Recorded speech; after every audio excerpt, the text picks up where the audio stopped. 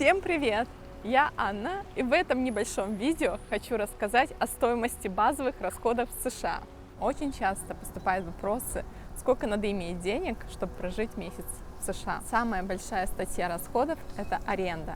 Если нет своего жилья и приходится арендовать, то рент, то есть аренда, здесь дорогая. Я живу во Флориде, Майами-Дейд округ. Наш город называется Санни Айлс. Для меня важно, когда мы снимали дом, чтобы было близко к океану. Океан недалеко от нас, минут 8-10 пешком, не спеша можно дойти до океана. И за аренду мы платим $1850 в месяц. Порой я слышала, что в Америке дешевле даже арендовать, чем иметь свое жилье. Потому что, когда имеешь свою квартиру, постоянно могут приходить счета для содержания общего дома. Даже если имеешь свой дом собственный, то страховка дорогая, так как здесь каждый год бывают ураганы. И каждый выбирает себе сам, арендовать или приобретать жилье в собственность. Следующая статья расходов – это, конечно же, питание. На питание у нас уходит приблизительно от 1000 до 1500 долларов в месяц, это на 2 человека. Следующая статья расходов у нас это страховка на медицину. Страховка здесь дорогая, и ее необходимо иметь, иначе если случится чего и попадешь в больницу, то могут прийти огромные счета. В нашей практике так было, приходило и по $40 000, но слава богу, мы на тот момент тоже имели страховку, и все это покрыла страховка. Мы оплатили где-то около $1500 из 40 000. На страховку мы ежемесячно в прошлом году платили в пределах $70.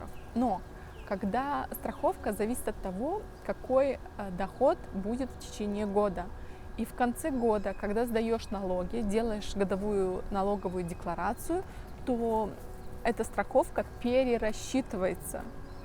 Получается, мы частично страховку сами оплачиваем, а частично мы просим помощи у государства. Так как у нас доход небольшой, нам государство помогает.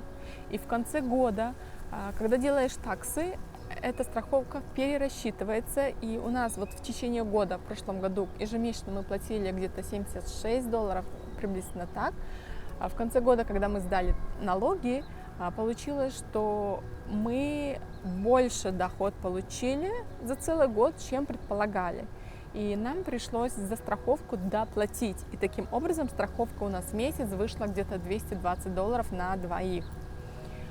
Следующая статья расходов – это страховка на автомобиль. Мы платим приблизительно в месяц около $160. От модели машины, скорее всего, зависит, и у каждого будет своя страховка. Также идет расход на содержание автомобиля. У нас автомобиль свой, и мы платим только на бензин. На бензин у нас приблизительно в месяц уходит около $100. Это немного в Америке, так как мы живем в городе, и у нас все магазины даже в пешей доступности, а если даже надо куда-то ездить, то это недалеко, в пределах 10-15 километров, и нам обходится машина недорого. Следующая статья расходов – это телефон. Здесь чем больше имеешь номеров, тем меньше приходится платить. Мы, например, платим $113 на 3 линии. А если будет больше членов семьи, то на каждого человека будет выходить дешевле. Еще одна статья расходов – это интернет. За интернет мы в прошлом году платили ежемесячно $40.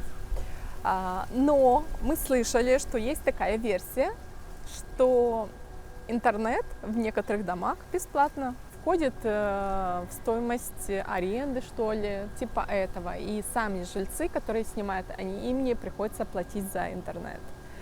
В нашем доме, например, мы не платим за воду. Вода входит в стоимость каких-то услуг, которые оплачивает, скорее всего, арендодатель. И мы лично сами за воду не платим. Электричество. За электричество мы ежемесячно платим приблизительно около $70, плюс-минус, это зависит от месяца, потому что здесь летом практически целый день работает кондиционер. В Майами без кондиционера это нереально. И, например, летом платишь дороже, зимой подешевле выходит чуть-чуть, но в среднем, если взять, это около $70. Также, получается, есть одна особая статья расходов, это налоги. Ну, соответственно, налоги у каждого будет своя сумма. В Америке прогрессивное налогообложение. Это значит, что чем больше ты получаешь, тем больше платишь налогов. И, соответственно, у каждого будет своя сумма. Но что я хочу сказать? Налоги лучше платить ежеквартально, чтобы в конце года потом не было накладно. Здесь есть два вида получения дохода, можно сказать. Один вид дохода, когда ты работаешь на кого-то, и в момент, когда ты получаешь свою зарплату, там этот работодатель уже удерживает налоги. И получается, в конце года происходит перерасчет, когда сдаешь декларацию.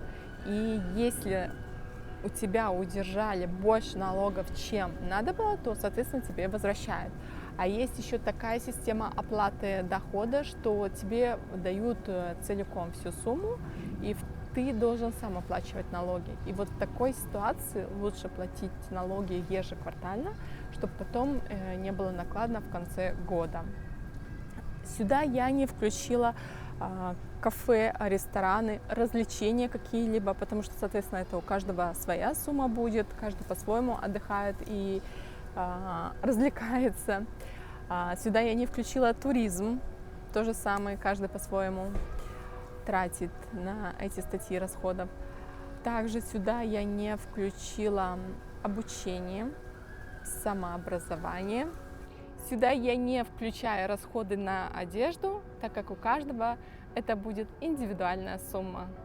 Я могу подытожить, какие статьи расходов обязательно здесь. Это аренда, если жилье не в собственности, это страховка, медицинская страховка на автомобиль, это продукты питания, это электричество, интернет, телефон и налоги. Приблизительно по моим суммам это в месяц выходит около 4000 плюс-минус. На этом я думаю, что все. Вроде бы я учла все статьи расходов. Если вдруг что-то я упустила, можете добавить в комментариях. С удовольствием почитаю. Увидимся в следующих видео. Пока-пока.